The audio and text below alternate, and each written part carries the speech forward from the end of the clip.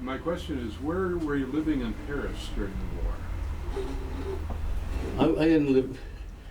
I wasn't in the European theater. I was in the Marines in the Pacific. All the stuff about the war is I swiped from a friend of mine who was in the Battle of the Bulge and was a terrific storyteller. And he told these stories, and I swiped 2 or 3 of them. He's now reading the book. I don't know yet how he feels about what I stole from him.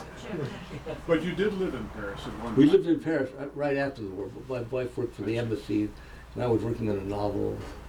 And it was wonderful. It was wonderful. It was so inexpensive. You know, you could go to expensive restaurants. Barbara, she was working for the Marshall Plan. She got paid in these great big bills, and she had a binoculars case that she carried for a purse.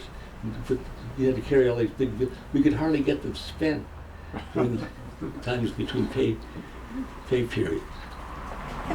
Right? Where'd you live in Paris? In Neuilly, out by the park. Yeah, the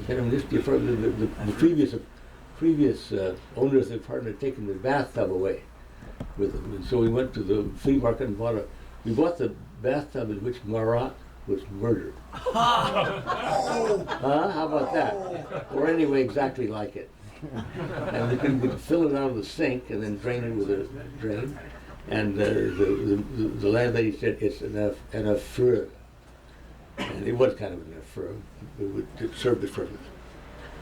We brought it home on the top of the car where it looked like a tank. The Marat bathtub is kind of big at the top and moved down, smaller at the bottom. It was fun. Yes. The parts of the writer's career, Peyton Daltrey's career, that begin to talk about his eventual success, there's a sense there of exploitation, and it's what I think you must have gone through as a writer to feel like you've in some ways cannibalized people's life experience in order to render it I never did on that. the page. He did that. I never ever do that. I really didn't do that. I had a girlfriend at State who served as the heroine for almost all of my novels because she was female and therefore she had many attributes and things like that. But I haven't really used real people in any way you could reckon. I don't think so. But he had, and that was part of his thing of not liking abuse, because he felt that was the abuse of the person he was stealing from to use them in a book. And that may be a little stretch, but I think that's what he feels legitimately.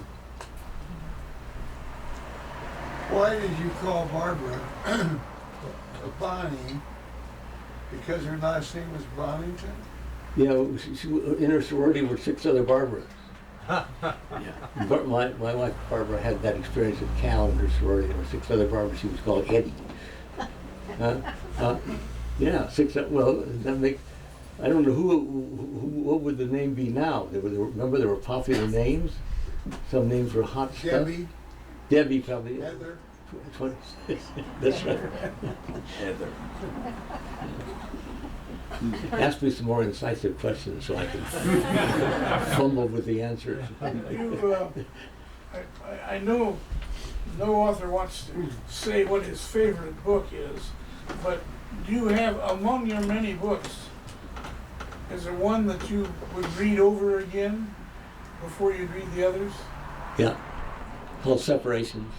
Separation? Yeah, it's about it's a fictional voyage down the Grand Canyon. It would have been the first voyage down after Powell's trip down the Grand Canyon. I'm very fond of that book. It has a terrible error in it, which makes me even fonder of it. I have one of the guys in 2 places at the same time, to my shame.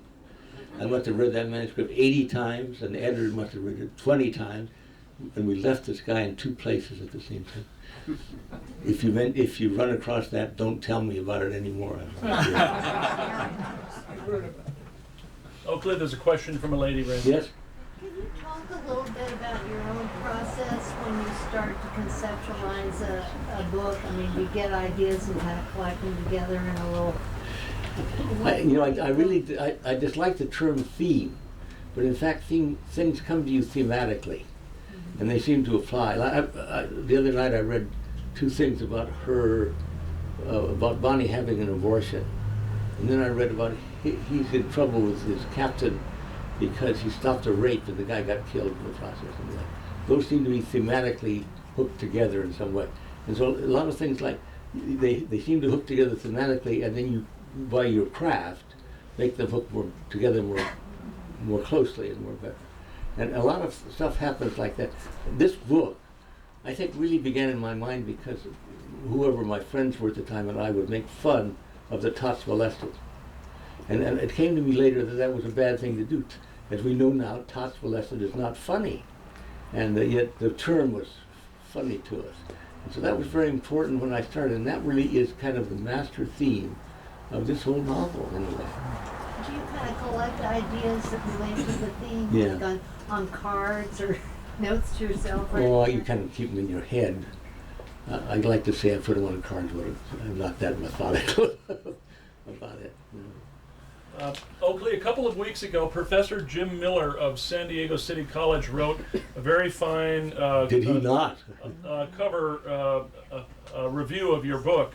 And he's here now, and he would like to ask you a Is question. that you, Jim? Hi, yes, Hi there. it is. Hi, how you doing? Yeah.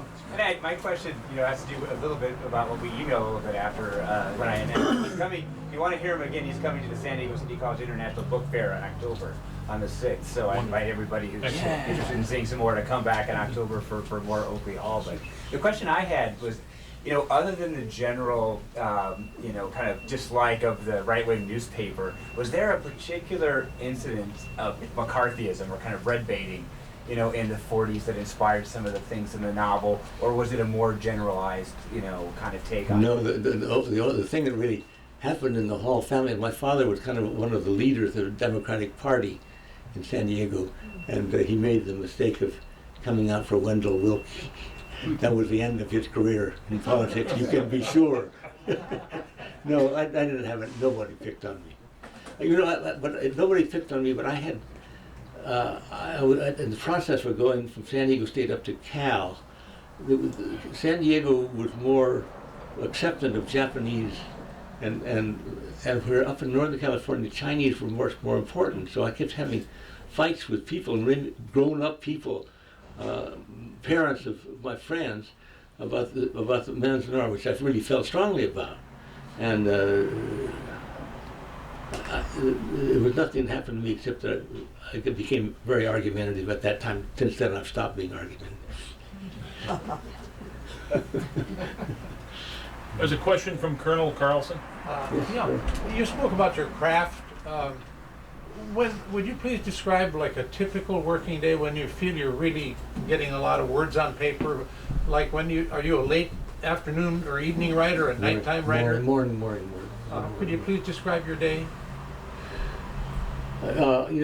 Probably my night has been wakeful as I'm thinking of things. I see.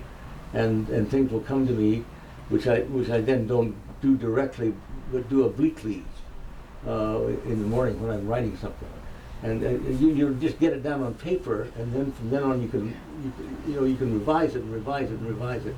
And the great blessing of the computer is that it's the revising process. Where with the typewriter you wrote the whole goddamn thing over again. Yeah. Not that was all bad. The Corporate Giovanni, I had a stack of manuscript 4 feet high. There were three carbons in the manuscript. Wow, that's a lot of work. Where the Bancroft Library District has my manuscripts. But I don't have manuscripts anymore because I work off the computer. So you tend not to. You don't tend to have them printed up as a manuscript because it's always fluid. You're working.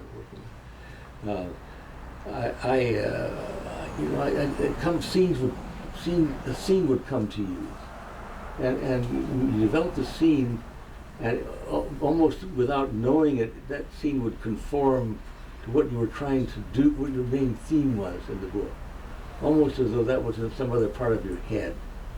And all that, I mean, there's no pleasure like it when it works. And of course, there's misery too.